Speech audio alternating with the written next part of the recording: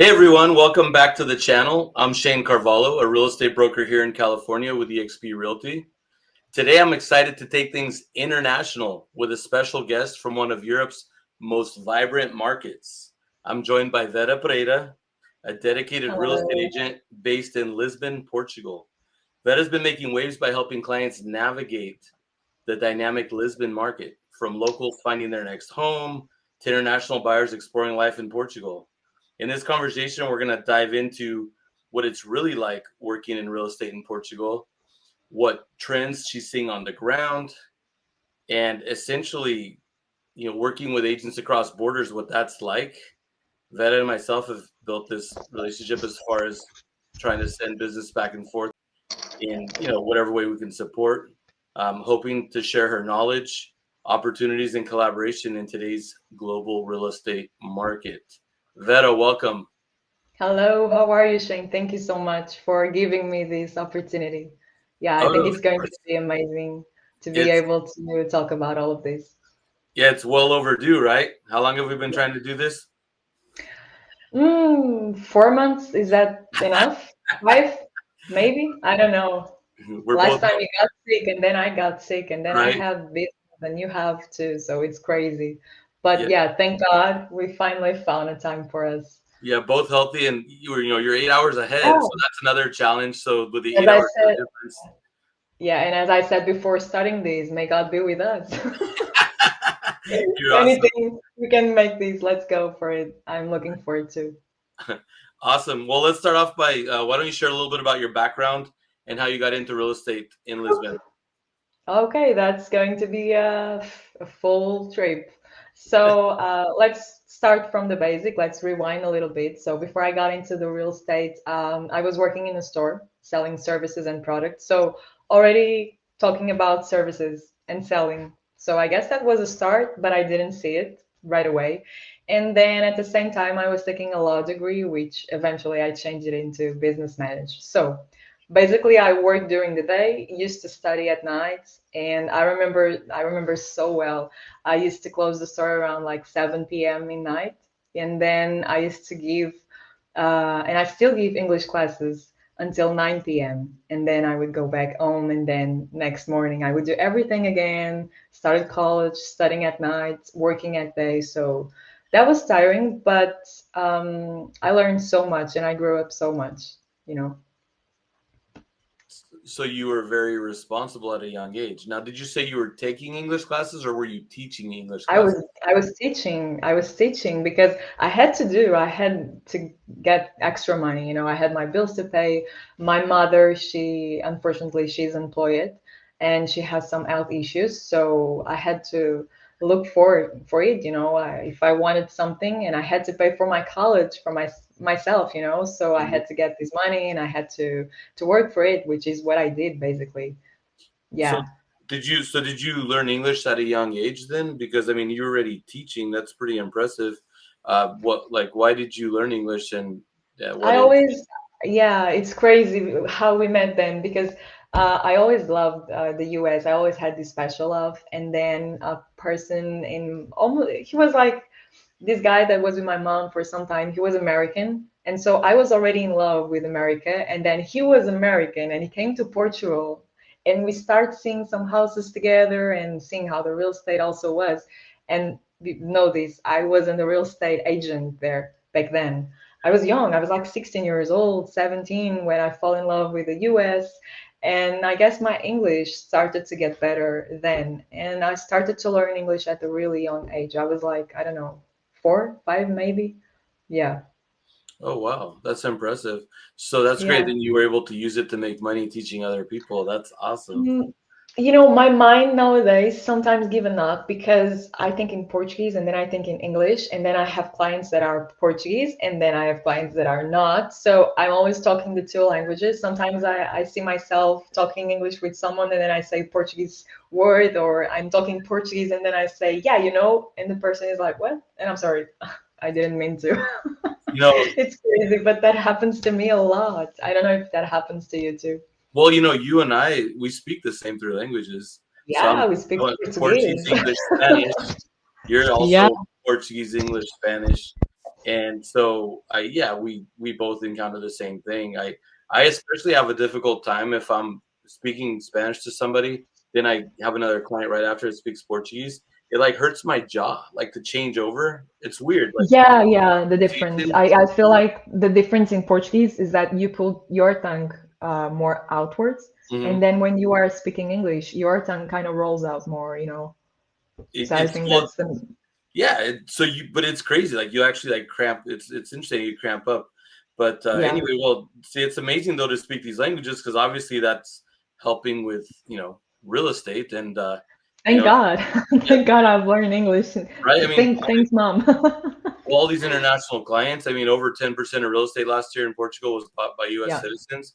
So talk to me about your brokerage, real estate. Uh, Yeah, sure. So as I told you, I was working in this store. I guess the store was not selling that much. They ended up dismissing me from my job. And then they gave me this opportunity to work in an office. And obviously, I didn't have experience. I didn't have experience in office work, but I had to have a job. I had to because I needed to pay my bills. I needed to pay college. So I went there. And again, I don't know why. I don't know. I didn't find any motivation. I didn't like what I was doing. And that it's the thing. If you don't like what you do, you are not going to take it as I don't know how to say, like doing things with passion, you know? When you have a job and you don't do it with passion, forget about it because you're going to look at it like a sacrifice every day. So I ended up having this meeting with the boss, and he told me like, we don't need your services anymore. We appreciate your work, but from now on, we don't need it. And I was like, okay, this is a good thing because I was done with it. I didn't like the office work. But at the same time, I put my hand in my head, and I just thought, okay, how am I going to do this? I have no job. I still have stuff to pay. I am completely, you know, done with this. So after working there for like 1 month, they came to me, they had this conversation, and then I thought, okay, I have to start from the bottom, which sometimes it's difficult, but it can be an opportunity that you don't see it right away, but it's an opportunity that you just have to take it. Either you take it or you lose it. That's what I thought. mhm. So after yeah, so after some time that I was looking for a job, I decided to start calling my all my friends. Look, I'm looking for a job. Do you know anything? Because I was sending my CVs to all the companies that I knew, but the companies they were just mainly contracting people that were qualified, and unfortunately, I was not qualified enough for it. So I started calling all of my friends, all of the people that I knew, and then I called this particular friend, and he told me, I might have what you're searching for. And I was like, okay, let's go. Let's grab a drink. Let's connect.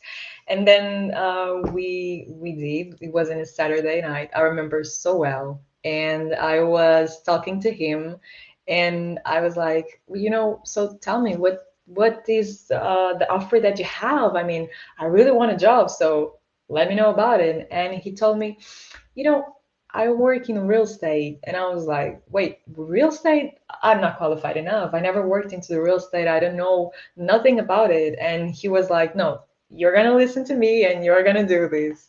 And this was a Saturday night. He invited me to go to his agency Monday morning to meet with the brokers of the agency, and if everything went well and had the necessary qualifications, I would be signing the contract with them. And after that day, I decided to go.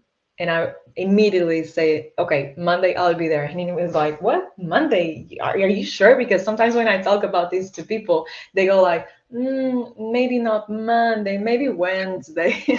But I was straight, no, Monday, 9 a.m., I'm going to be there. I don't care. I need this job. So Monday I was there. I went to the meeting. Thank God everything was just fine. They liked me, which is a good thing. And obviously I signed the contract and I started working there. And I think that was when I started to give my first steps in the real estate after this.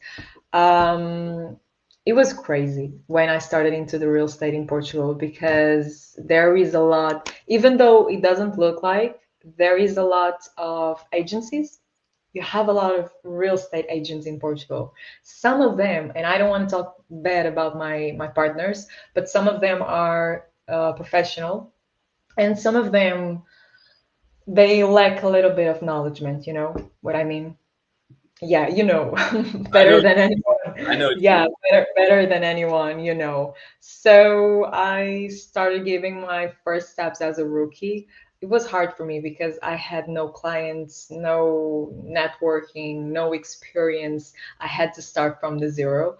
I do have to say thank you to my broker and to this friend of mine that works with me nowadays in the same agency because they helped me so much and they Mhm. gave me the best advice as possible, and they were always there to clarify all of my doubts. They gave me the possible, the best possible training ever. So yeah, I learned a lot with them, and then obviously I had work to do by myself, because it was a journey, and it's still being a journey, being a real estate agent with ups and downs.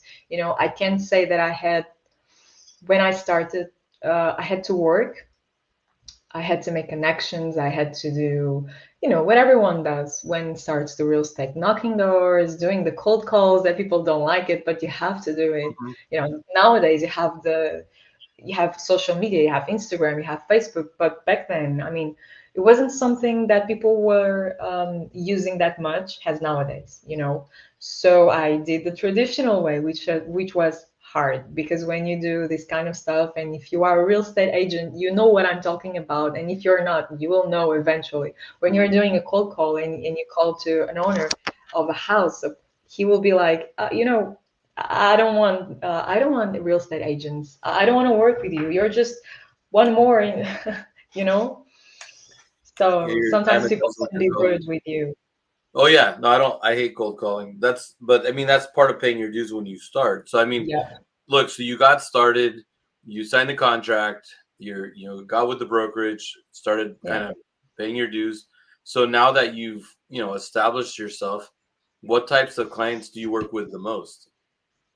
Well, mostly, obviously, I work with Portuguese clients the most because I'm in Portugal and people come to me and they see my social media. I get some referrals from old clients. So, yeah, mostly Portuguese. But since like a couple of months ago, I've been starting to have a lot of contacts from expats, from everyone you can think about it. Right now, for example, I'm helping a German lady. She's my client and she's buying a house here in Portugal. It's her first property that she's buying here. And she asked for my help. Like, it was crazy. I was in this coffee and she heard that I was a real estate agent because I was in the phone. And then I just talked to her and we ended up changing our phone numbers. And she was like, maybe I'm actually, I'm looking forward to buy a house in Portugal. And I was like, oh, so cool. I'm a real estate agent. So let's meet. And I'm helping her, and it's good. I love to work with these kind of clients because it's different than just working with Portuguese clients, which I love them, but it's different. And it's good. I feel like I'm helping them because sometimes as an American, as a German, as a person that it's not from Portugal, I know that sometimes when you go to a different country, if you don't have someone to guide you, to give you the best orientation and advices, sometimes you can feel alone, Hmm. because it's a long journey, and you will get attacked by 1,000 of real estate agents, and then you ended up not knowing, okay, which way should I go? So it's good if you have someone to help you and to explain you, not only in terms of legal ways of how it works here in Portugal for you to buy. I'm talking about taxes, what do you need, legal documentation, but also get to know the market, get to know the place. My best advice is if you are coming to Portugal, make sure you check all of your documents, make sure you have all of your legal paper, everything on there. Make sure you check everything out of the list. And then make sure you also know the places that you're looking for to buy the house. If you want to buy in Lisbon, make sure you go there. If you need to take your real estate agent with you, do it.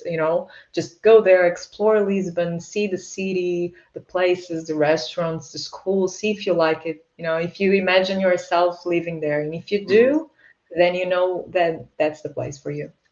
So what, Yeah. I mean, that's good information. What do you love the most about working like in the Lisbon market? Because I mean, I you work live in a outside of Lisbon, right? You live outside of Lisbon, Yeah. but you work in Lisbon. So tell me about what you love about working in Lisbon. I work in Lisbon. I work in Lisbon, but not like only in the center of Lisbon. I live about 30 minutes away from Lisbon in the west coast, west side, like the song says. And I really like Lisbon. It's such a typical villa, you know, and you have everything. You have the best restaurants. If you never tried Portuguese food, you have to when you come here. Make sure you call me. I want to go to a restaurant. I will go with you. I have a thousand of options. I don't know, the music, traditional music that you see in Lisbon, for example, fado for the people that like it. You have those local bars that you can go there. Just the charming of the city by itself. You have old buildings, and then when you open up the door, it's not that old. It's just like completely renewed, completely new. The people are nice, and you have Portuguese people, but you start seeing a lot of people from different nationalities, so you kind of never feel alone, because imagine if you are an American and you're coming to Lisbon, you will not feel alone. You're actually you feel pretty welcome, actually. Yeah, no, it's one thing So, that I love about obviously being Portuguese as well and spending time in Portugal. That's one thing I love. And I mean, we're from there, so it's, people think we're biased, but in reality, if you've been in other parts of the world, it's such a welcoming, warm yeah, place. And it is. everybody Once you is very step Yeah, once you step in Lisbon and you say, "Oh, I'm trying to meet the city," they will say, "Oh, come here. You have to meet this place, and you have to go there, and you have to see this and that." So yeah, in terms of living, in terms of exploring the city and in culture too, the culture, the tradition, it's super super nice, and you have to come here to see how it's like. Yeah. Yeah, yeah, no, I'm definitely excited to come out. I've been there since I was a kid. Yeah. Now, so tell me about the current market conditions in Lisbon. Like, what's the market like right now? Well, Lisbon, yeah, Lisbon in terms of market, in terms of real estate market, it's growing so much. You have, in terms of demand, I mean, people are buying. In terms of buyers, we have a lot in Lisbon, and especially investors, because anything that you buy in Lisbon nowadays, it will increase so much of value. So you never look at it as spending money, but you look at it like an investment. So you kind of never lose money. And I don't know if you are aware of the real estate here in Portugal, but like here, things are just increasing. If you buy a house today, and imagine you buy a house. I'm saying right now, it depends on the areas, obviously. But for example, if you go to Sintra, which is in the district of Lisbon. You can search for it. But if you go to Sintra, for example, and you want to buy an apartment, like a two-bedroom apartment, for 2,000 euros, in this case, 200,000 euros.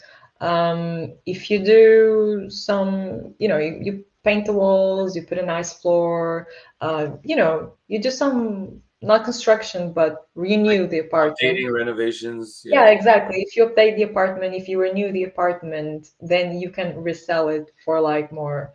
I don't know. I don't want to be say I don't want to say prices before doing a study or market study, but I don't know. If you I buy think it for value two when you hundred thousand euros, you can resell it for like 2,050 euros, 250,000 euros, or Mhm.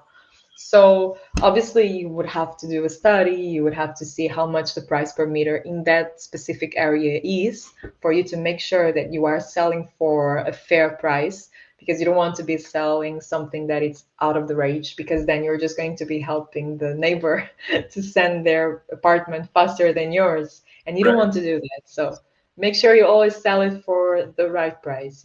Because I see that's something here in Portugal, besides the inflation that we are right now having. which is the truth. It's all over in the news. Everyone knows it. I feel like the owners, because of this, some owners, they are taking advantage on this. They are kind of thinking, okay, because of the inflation, my apartment worth more than it's worth it. So it worth more than the neighbor. So even if they contact me, for example, and I say, your apartment, you should sell it for, I don't know, 200,000 euros, they will say, no, no, no, that's not, no, that's nothing. I want to sell it for more. And that's what causing this kind of difference in terms of pricing. That's one of the reasons why the prices here in Portugal are, raising so much. So then, what kind of trends are you noticing, like with international buyers? Like, are international buyers like targeting a certain type of property? Are they buying multiple properties? Like, what are you seeing from international buyers? Well, opinions split because you have some investors, especially investors, that are buying properties not to live in, but either to put it on the maybe renting market, or to renew and then resell it. you know so like right now, I see that a lot of them want to put it on the renting market. I have clients that are looking for houses to get update the house and renew some, paint the walls, put a nice floor, do these home staging, prepare the house, and then in spite of selling it, they put it on the renting market because then they will be getting this extra money every Hmm. month. Some of them also want to resell it. So I can say it's just one thing because that will depend on the type of investor, their goals, what do they want to do? Are they going to pay in cash? Do they need any loan from the bank, mortgage? So yeah, it Are they depends Air, on the client. are they Airbnb-ing some of these units, the investors? Uh, yeah, some of them, yeah, because you have so many people coming to Lisbon that this is also a good opportunity if you catch something for a good price and it has the conditions to become a Airbnb, um, it's a good opportunity, definitely, yeah. So let's talk about as far as like brokerage and how that works in Portugal. So are there a lot of brokerages in Lisbon? Like, are there a lot of different? Do you have a lot of competition? Do you want me to say, or will you say it for me? I'm joking. There are so many. There are so many. I love Portugal. I love my country, and I respect all of my colleagues in this area. Hmm. But I feel like there are so many real estate agents here in Portugal, and I feel it's not like in America because I know that in the US you have to take these kind of tests, right? Hmm. Remind me the name, please. You have to get your license. You have to go through the You course. have to get your real estate agent license. Right. Here in Portugal, it's like the agency has the license to sell and to help people buying their houses, Hmm. which we call AMI, Hmm. AMI, and that's the license. And we use it to sell our houses there Right. through the agency. But it's like, imagine one day you wake up, yeah, you that you're watching this video, you're not a real estate agent, you are in Portugal, and imagine that you want to buy a house, you want to start your career into the real estate agency.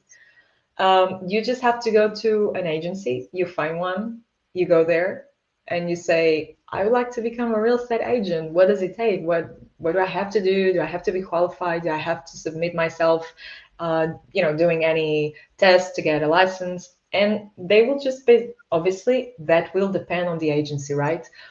But it's not like you have to get a license. You can just go there and say, I want to become a real estate agent. And they will say, okay, do you have any experience? You don't. Do you have clients, or do you think you're going to have clients? Hmm. Basic questions. But yeah, it's much like that. There is not a qualification. And I think, honestly, agencies in Portugal should start to do more qualifications. And I defend my opinion is that in Portugal, everyone to become a real estate agent should get a license, should study and get a license. Because once you get to a real estate agency here in Portugal, it will depend on the broker. It will depend on the brokerage. Some of them are serious, and they know what they want for their agency. They don't want people just for being there, just a human being not doing anything, Right. they don't want there, because that then their image is going to be bad in the market, Right. and they try to filter, and they try to select people with the profile, for it. Yeah. Well, that leads me into a quick question there. Not to interrupt you, but like, how does your brokerage support your growth as an agent then? Because it sounds like you're with a great brokerage. How do they support you and your growth in your career? Well, that's a good question. So, one thing that I find very interested, I don't know, I've been in the same agency since I started out, and I don't know if that can apply. I can apply that to the other agencies because I never been into, other brands very well known here in Portugal and international ways too.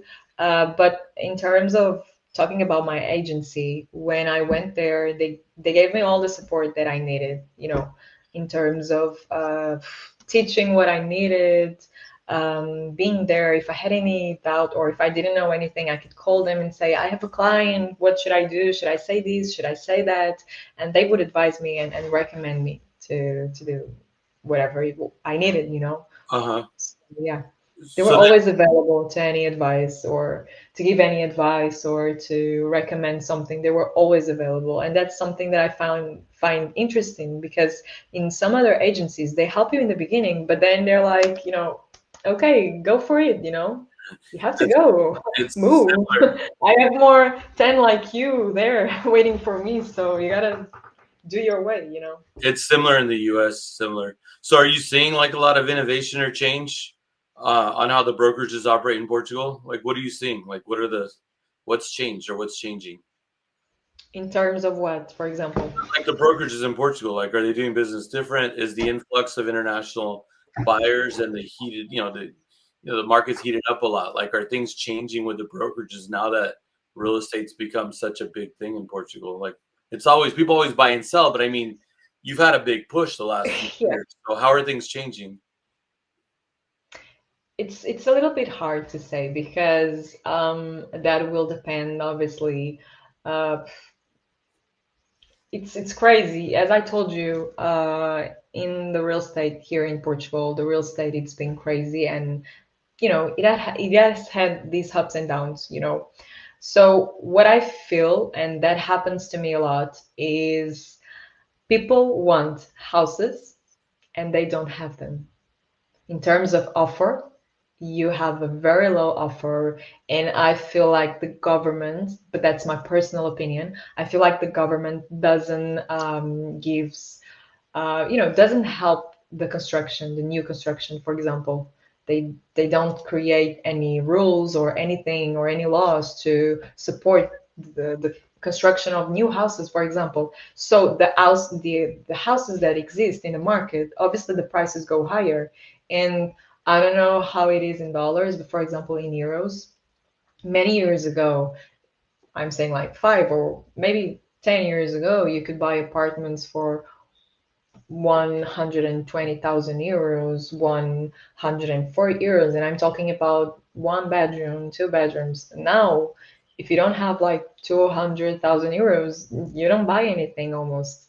And I had many clients that earn the minimum in terms of salary, Hmm. like 800 and something, 900 and something per month, and they need to buy a house. And they come to me, and then they go to the bank because I always first thing that I talk with my clients, it's about financements, if they need any loan from the bank or not, because I don't want to be showing houses and I don't want them to be seeing houses without knowing if they are able to reach those prices or not. So the first thing I do is I make this qualification of in terms of finances, and many of them come to me and they say, "Oh, Vera, okay, so the bank told me I can buy a house for 180,000 euros." And many, many times I had to say, "I'm sorry, I don't know how am I going to help you because right now the market," and most of them want in Sintra, for example, they don't want to go more into the countryside. So it's crazy because I had to say no to some clients, and years ago it wasn't like that. You would still find properties for that price, but nowadays I had times where I had to say I'm sorry, but for that price I can't find you anything. I'm not going to be like those top producer agents that say no, I will find you everything, let's go. I know a house for you just for them to be working with me. I mean, that's not Right. fair, you know. I like to be very, that's one of the rules that I have, transparency, you know. I'm very honest with you. If you can buy this, I will say yes. You can buy this. You can buy this, and I will get you the product, and you will be seeing the product with me, Hmm. and doing visits. But if I can't, I just will say no. That's impossible. I can't find you that unless there is like this brilliant opportunity in the market, which, by the way, usually here disappears in 1 week. But unless it's something like that, Uh-huh. it's really hard. So yeah, Well, thanks for sharing that. Well, look, I yeah. wanted to segue into, talking a little bit about the fact that like you and I obviously connected through global circles. We were connected with mutual Mhm. people. How important is international collaboration for you, now that you've been So so important for me.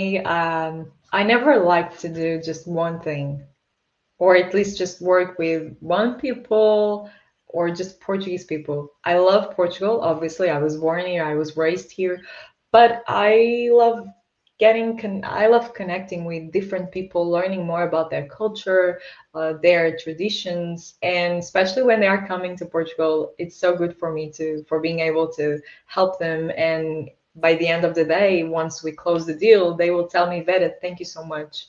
You helped us, and this was our dream and we made it, thank you. You know, our process was much easier, was so easier with your help, and that is the best thing I can hear by the end of the day when I help them. So Mhm. obviously I wouldn't be able to do all of this if my networking was not good, and probably if I didn't connect with you and I didn't connect with other agents or other people from different sides of the world, you know, this wouldn't be possible. So I think it's so important for us to connect and open these windows of opportunities, which Right, is what we have right now. You right. know, A lot of this opportunity. partnership that we have, it's just amazing.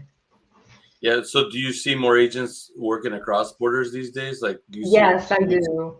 Yeah, sure.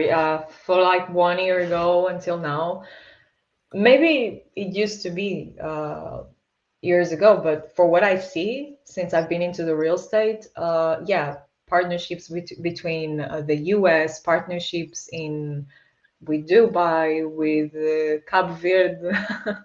So yeah, it's crazy. It's really growing up a lot here in Portugal, which is good. Oh, no, it's great. It's great. Well, look, I'm Yeah. gonna kind of shift gears on you here, not to put you on the spot. You might have to think about this for a second, but what would you say Hmm. is one of your proudest moments in your real estate career so far? Oh, that's easy. Oh, come on. You got to do better. That's I'm easy. joking. That's Well, easy. One okay. of my best moments was my first deal, was my first client. I was uh, when I started my first steps as a rookie, working into the real estate. I had no clients, as I told you. I had zero networking, and I just thought, okay, this is going to be hard because all of my friends, they don't have money to buy houses or to sell them, so they are not my clients. My friends, no, forget it. My family, no, not for now. So I had to start it on my own.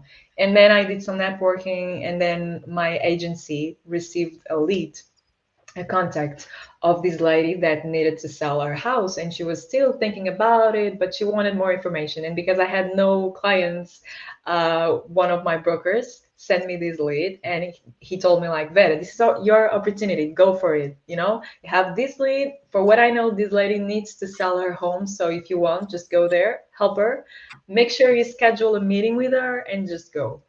And I was like, I don't care how the first meeting is going, I'm just going, you know. So I went there to the apartment with my one of the ladies that were helping me. I don't remember the name in English. Diretora comercial, commercial Yeah, director. director Is of that in commercial. English? Yeah. Uh-huh. Yeah, exactly. So when she used to work in our store, I went to the apartment with her and she told me, "You're going to say this, we're going to do like this. You must listen. And then the next time we go there, you talk by yourself." So that's what I did. I went there, shush, I didn't make a sound. And I listened because I've been learning that listening first and talk second, because it's so important. When you are a real estate agent, you tend to speak a lot, blah blah blah. I'm going to do this and I'm going to do that and I'm very good doing blah blah blah blah. But then you ended up not listening to what your customer needs, to what your client needs. And then when you are by yourself thinking, okay, but what did he say? He needed what? You don't know because you were not listening. You were just so focused on in talking about yourself and how you're going to sell your product and how you are the best agent, but you don't listen to the necessities of your clients, the needs of your clients. And I think that was the first advice that I got. So my proudest moment was my first deed where I helped my client signing her first deed. She sold her house after like 3 months in the market, I guess. I don't remember very well, but I was so happy and I was so nervous doing my first visits. I was opening the doors like, "Hello, my name is Vera, I'm a real estate agent. Welcome. So this is apartment, has one bedroom." Oh God, just remember. Sometimes I keep remembering it, but I was so happy and I was so glad. My commission was like, I don't know, to 2,000 euros or something like that, and I felt like I was rich. Honestly, I felt like, whoo, 2,000 euros. Yes, in just one shot, and I made 2,000 euros. I am rich. I'm going to be rich being in real estate. But then I didn't close it. Yeah, but then I didn't close any deal the next month. And I was like, uh-oh, hold on. This is getting hard. I'm not closing deals. What is happening? I thought I was going to get rich. And then in that moment, that's when I realized, okay, I have to manage very, very well my money, you know, Hmm. because that's one of the things too. When you get into real estate, you can make tons of money, but if you don't know how to manage, you can lose it all. Yeah. And as Yeah. I, yeah, and as I was talking to you before we started, there is this thing in the real estate, you can make a lot of money, but you never know tomorrow. Either you are, even if you are a real estate over like 10 years or 20 years, you never know tomorrow. Imagine the market goes down, it breaks for some reason, you can lose everything. And those agents that close deals in January and in February, March, April, they don't do anything, they don't sell anything, and they just sit with their legs and arms crossed saying, "Oh, I don't need to do anything. I'm rich." Honey, your money is going to to vaporize. It's Yeah. going to disappear in an instant. So you have to really manage yourself. Obviously, it's not easy. We work in a job that it's 100% based on commission. Hmm. I don't have a salary. All the money that I do is based on the sales that I do. Hmm. So it's not easy at all. And that kind of puts a lot of pressure. Yeah. Well, it does. And honestly, when I mentor agents, it's like you got to ride the momentum. Like you got to put the pedal down to the metal. Like when you're driving the car, you got to just put that pedal down when you're doing really well because you want to ride that momentum and take advantage of the market. I know agents like that too. They sell a couple big transactions. Oh, I'm going on vacation. I'm buying this. I'm doing that. But you got to treat it like a business. You got to treat that income as well, like basically that's not your money. That's your And you business. you also Yeah, sure. And you also have to invest because I feel like some agents think that it's just earning, earning, earning, and you Right. don't invest nothing. But you have to. You have to invest. Nowadays we have social media, which is a great place to start because you can open up. It opens up opportunities. It's easier for us to connect with different people. I mean, that's how we both connected Right. with through social media, Right. and it's great, and you have to know how to use it in a good way. Obviously you can share, but don't share too much because you have a image to keep, right? Yeah, yeah. So Some people definitely don't have boundaries. No, I yeah, just a little advice to some of right. some people. I agree. So look, I mean, social media, obviously, to market yourself, that's an important tool in the business, and Yeah. you do really well. In fact, at the end here, we'll give people your info so they can connect with you. But so I mean, along the lines of what we've been talking about, I mean, what are your like, what are the next goals you're working on? I mean, you obviously want to sell more houses, but are you looking to expand into building a team? Are you trying to add more, international clients? Like, what are you focused on through the end of the Yeah. year? Well, it's something so funny is that no matter what I do, no matter how many years I have in the real estate, either I have two or either I have five or six, I always feel like I'm not ready enough. I don't know why, because I am this perfectionist person. Everything that I do, I like to do it perfect. But I know that in life, sometimes not everything comes at first. You have to try and eventually you will get it right. So I have to learn that Mhm. and forgive myself more times if I fail or if I do something that it's not perfect. I have to understand it's completely normal. But thinking in that's a good question. You got me there.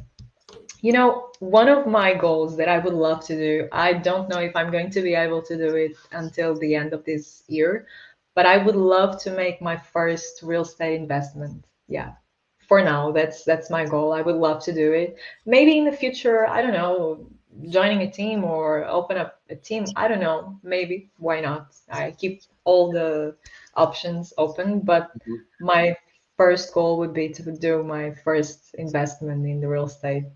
And it doesn't have to be something really big, but just doing my first one and start it, Yeah, just because I start. help investors. I have clients that do their investments, and Right. all the time I keep looking at them, and I just think, I would love to do this. I really want to do this one day because at least I know the basis. I know what you need. So if I help them, could I help myself? You know? Yeah. No, for sure. Especially if you're guiding them on investments, you want to be, saying that been there, done that as well. Well, look, Yeah.